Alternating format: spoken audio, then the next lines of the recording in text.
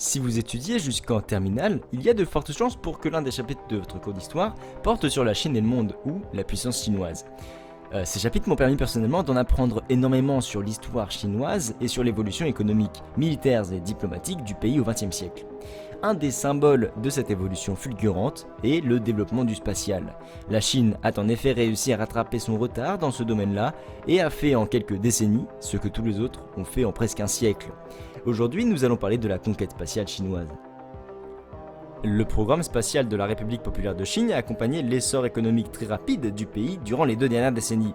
La Chine dispose désormais d'une famille de lanceurs complète, des lanceurs longue marche, et a mis sur pied des programmes couvrant l'ensemble de l'activité spatiale. Satellites de télécommunication, d'observation de la Terre, météorologique, navigation, satellites de reconnaissance militaire. Elle a lancé par ailleurs un programme spatial habité qui s'est traduit par un premier vol habité en 2003 et la mise en orbite d'un embryon de station spatiale Tiangong 1 en 2011. La Chine a donc, comme je l'ai dit, un plan de développement ambitieux qui comprend à court terme la réalisation d'une station spatiale en orbite basse. L'envoi aussi de robots à la surface de la Lune, ainsi que le développement d'une nouvelle famille de lanceurs développés à partir de composants mis au point pour son premier lanceur lourd, Long March 5, dont le premier vol a eu lieu le 3 novembre 2016.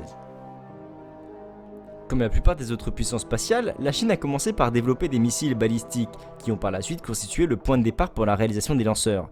En 1956, la décision de développer un programme de missiles balistiques est prise. À l'époque, les dirigeants chinois entretiennent des liens étroits avec l'Union soviétique, considérée comme un pays frère régi par les mêmes principes socialistes.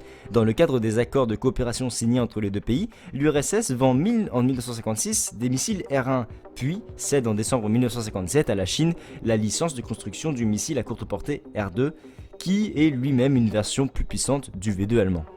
Des experts soviétiques sont mis à disposition pour former les spécialistes chinois. Le lancement d'un satellite artificiel fait partie des objectifs inscrits pour la politique du grand bond en avant déclenché par Mao Zedong en 1958, qui vise donc à rattraper le retard sur les pays occidentaux en 15 ans grâce à la mobilisation des masses. Le bond en avant de Mao s'étant transformé en grand bond en arrière, ce dernier eut du mal à terminer son projet spatial avant sa mort. Le nouveau dirigeant chinois Deng Xiaoping, qui prend les rênes du pouvoir en 1978, engage son pays dans une politique visant à rétablir l'unité politique et favoriser le décollage économique. L'organisation et les procédures en vigueur dans l'industrie spatiale sont revues dans une optique de plus grande efficacité. La politique d'ouverture politique et économique, qui s'oppose à la stratégie de développement préconisée par Mao, s'appuyant sur des ressources purement nationales. Et elle se traduit donc dans le domaine du spatial par l'achat de technologies à l'étranger et la mise en place de programmes de coopération avec de nombreux pays. Mais les bénéfices de cette politique sont relativement réduits car les positions idéologiques de la Chine, dans le contexte de la guerre froide, limitent la portée des accords commerciaux. Et ce n'est pas le cas pour l'Inde, qui est l'un des pays non alignés qui, à l'époque, utilise la même stratégie pour développer son industrie spatiale. Le secteur spatial chinois a pour consigne de contribuer au développement économique et l'accent est mis sur les applications pratiques. Les programmes de prestige, comme les vols spatiaux habités, sont écartés, tandis que la construction du satellite de télécommunication et celle du premier satellite météorologique de la série des Fengyun sont lancées. La disponibilité d'un lanceur capable de placer les satellites en orbite géostationnaire débouche sur la création de la compagnie de la Grande Muraille, qui est chargée à partir de 1985 de commercialiser les lanceurs auprès des clients étrangers. Le spatial prend alors de plus en plus de place dans l'économie chinoise et les objectifs de ce secteur sont modifiés et revus à la hausse. Après une première tentative avortée dans les années 1960, un projet de programme spatial habité est lancé en mars 1986. Il prévoit notamment le développement d'un vaisseau habité et d'une station spatiale. Ce projet est abandonné en 1992 au profit du projet 921. En lançant ce programme de prestige à l'opposé de la stratégie adoptée jusque-là, les dirigeants chinois veulent sans doute profiter de l'opportunité créée par l'éclatement de l'Union soviétique qui permet à la Chine de se procurer à faible coût toute la technologie nécessaire à un vol habité. En 1995, des accords sont passés entre la Russie et la Chine portant sur l'acquisition des technologies du vaisseau russe Soyouz, ainsi que l'achat d'exemplaires du vaisseau, du système de support-vie, d'amarrage et de combinaison spatiale.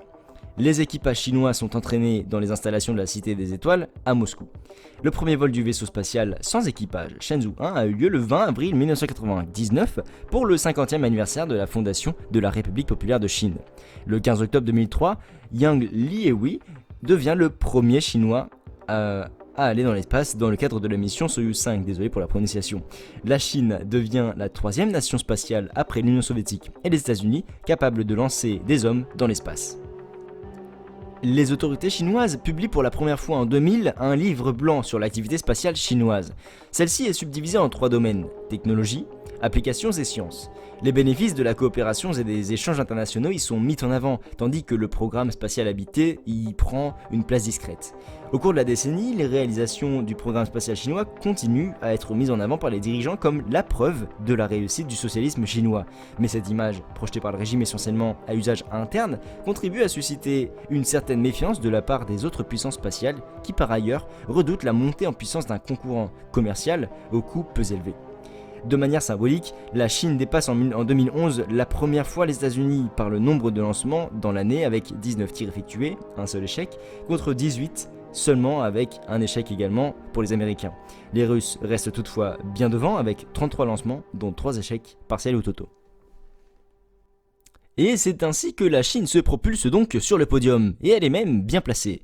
Pour en savoir plus sur le développement du spatial chinois ces dernières années, je vous invite à voir une de mes prochaines vidéos qui sera une suite à celle-ci. Sur ce les amis, je vous dis, pensez espace, pensez science, et à bientôt.